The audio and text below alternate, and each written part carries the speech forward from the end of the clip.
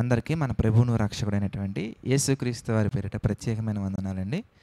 ప్రియమైనటువంటి దేవుని వారలారా, మన జీవితంలో ఏ కార్యమైనా కానీ కొన్ని సందర్భాల్లో త్వరగా జరగాలని కోరుకుంటాం.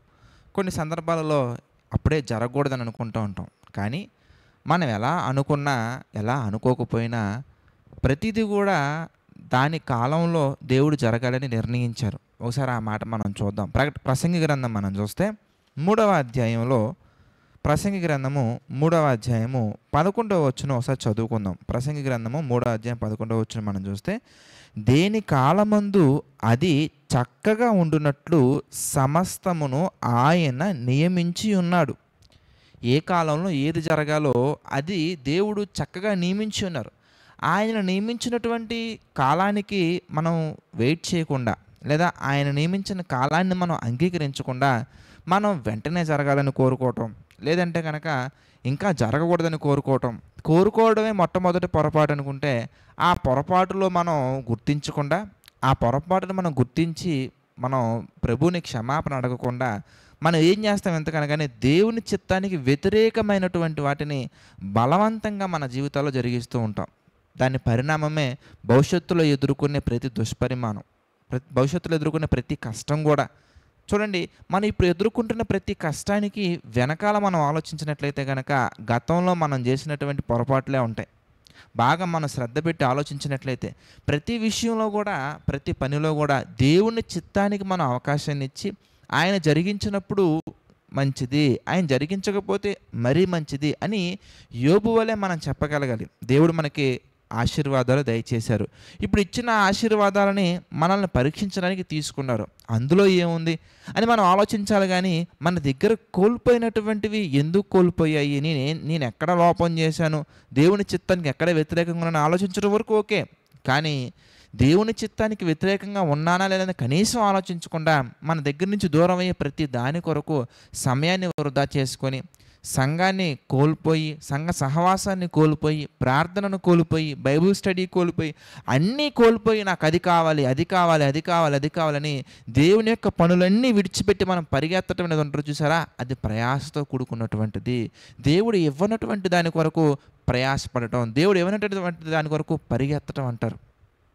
అసలు దేవుడు మన జీవితంలో ఎందుకు తీసేస్తున్నారు, ఎందుకు ఇస్తున్నారు, ఇచ్చేదాని వెనక తీసేదాని వెనక ఏంటి, దేవుని యొక్క ప్రణాళిక ఏంటి అని మనం ఆలోచించినట్లయితే రోమీలకు రాసినటువంటి పత్రికలో మనకి సమాధానం కనబడుతుంది. రోమీలకు రాసిన పత్రిక 8వ అధ్యాయానికి ఈ సందర్భంలో మనం ఒకసారి చూసినట్లయితే రోమపత్రిక 8వ అధ్యాయము 28వ వచనం మనం చూద్దామండి. రోమీలకు రాసిన పత్రిక 8వ అధ్యాయము 28వ వచనం మనం చూస్తే, దేవుణ్ణి ప్రేమించు వారికి అనగా ఆయన సంకల్పము చొప్పున పిలువబడిన వారికి మేలు కలుగుటకే సమస్తమును సమకూడి జరుగుచున్నవి.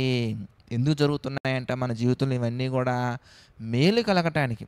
మనం దేవుణ్ణి అంటిపెట్టుకొని ఉంటే, దేవుని పనుల్లో మనం ఉంటే, దేవుని కార్యాలు మనం చేస్తూ ఉంటే సమస్తము కూడా ఆటోమేటెడ్గా, అంటే మనకి ఆటోమేటెడ్, కానీ దేవుడు సమస్తము జరిగించే వ్యక్తి. ఆయన మన జీవితాన్ని ప్రేమించి మనం ఆయనకు అనుకూలంగా ఉన్నాం కనుక, ఆయన చిత్త ప్రకారం నడుచుకుంటున్నాం కనుక మొత్తం రిమోట్ కంట్రోల్ అంతా కూడా పరలోకంలో ఉన్న తండ్రి తీసుకుంటారు. మనం అలా ఇవ్వగలగాలి.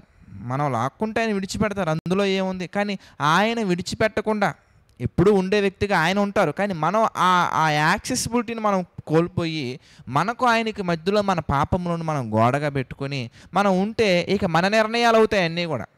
అలా కాకుండా ప్రతి నిర్ణయం కూడా తండ్రిదే అని మనం తండ్రికి మనం అప్పగించినట్లయితే కనుక మన జీవితంలో సమస్తము కూడా మేలు కలగటానికి సమకూడి జరుగుతాయి. అలా జరిగే విధంగా దేవుడు చాలా శ్రద్ధ తీసుకుంటారు. 9 నెలల తల్లి గర్భంలో ఉన్నప్పుడు ఏ విధంగా అయితే శ్రద్ధ తీసుకొని క్షేమంగా భూమి మీద రావడానికి ఆయన ఎంత సహాయం చేశారో, అదేవిధంగా ఈ భూమి మీద కూడా మనం మౌనంగా ఉంటే, తల్లి గర్భంలో ఏ విధంగా అయితే మౌనంగా ఉండి, తల్లి గర్భంలో అయితే ఏ విధంగా మనం సమస్తము కూడా ఆయనకి మనం అవకాశాన్ని ఇచ్చి, మన ఈ సృష్టి ఈ ఆకారం నిర్మించబడటానికి మనం ఏ విధంగా అయితే ఆయనకి అవకాశాన్ని ఇచ్చామో, అదే విధంగా ఈ భూమి మీద కూడా మన ఇష్టం అని కాకుండా సమస్తము కూడా మనం ఆయనకి అవకాశం ఇచ్చినట్లయితే కనుక జాగ్రత్తగా మళ్ళీ మనల్ని పరలోకానికి తీసుకువెళ్ళే విధంగా ఆయన మన జీవితంలో ఎప్పుడు సహాయం చేస్తూనే ఉంటారు. కనుక దేవుని చిత్తానికి మన అవకాశాన్ని ఇచ్చి దేవుని కాలమే మన జీవితంలో జరిగే విధంగా మనం ఎప్పుడు కూడా సిద్ధపడినట్టయితే కనుక సమస్తము మంచి మన జీవితంలో జరుగుద్ది. ప్రార్థన చేసుకుందామండి. ప్రతి ఒక్కరు తలలో ఉంచి ప్రార్థనలు ఏకీభవించండి. ప్రార్థన. దయగల తండ్రి, ప్రేమగల దేవ, మహాగణుడ, మహోన్నతుడ తండ్రి, ఈ డివోషన్స్ ద్వారా మాతో మాట్లాడుతూ మా అందరిని మా తండ్రి బలపరుస్తూ మీ చిత్త ప్రకారం నడిపిస్తున్నందుకు కృతజ్ఞతాస్తుతులు చెల్లించుకున్నాం తండ్రి. మీ ఆలోచన చొప్పున నడిపించండి, మీ కృప చొప్పున బలపరచండి దేవా. ఈ డివోషన్స్ని తండ్రి విని తండ్రి అనేక మందికి షేర్ చేస్తున్న మీ వీళ్ళందరినీ జ్ఞాపకం చేసుకోండి. వారందరికీ మీ కృప తోడుగా ఉంచి నడిపించండి, సహాయం చేయండి దేవా. మీ చిత్తమైతే మేమందరం మరలా కలుసుకుని ఈ డివోషన్స్ ద్వారా తండ్రి బలపడినట్లుగా సహాయం చేయండి తండ్రి. ఈ యొక్క పనిలో ఎవరెవరైతే సహకారంలో నిలబడుతున్నారో వారందరినీ జ్ఞాపకం చేసుకుని తండ్రి వారందరికీ మీ కృప తోడుగా ఉంచి నడిపించండి దేవా. ప్రతి ఒక్కరు కూడా తండ్రి ఆర్థిక, ఆరోగ్య, మానసిక సమస్యలలో కృంగిపోకుండా మీ కృప చొప్పున నడిపించండి, బలపరచండి. మీ కృపలో మా తండ్రి బలాన్ని తెచ్చుకొని మీ చిత్త ప్రకారంగా నడుచుకునే ధన్యతలను తండ్రి అనుగ్రహించండి దేవా.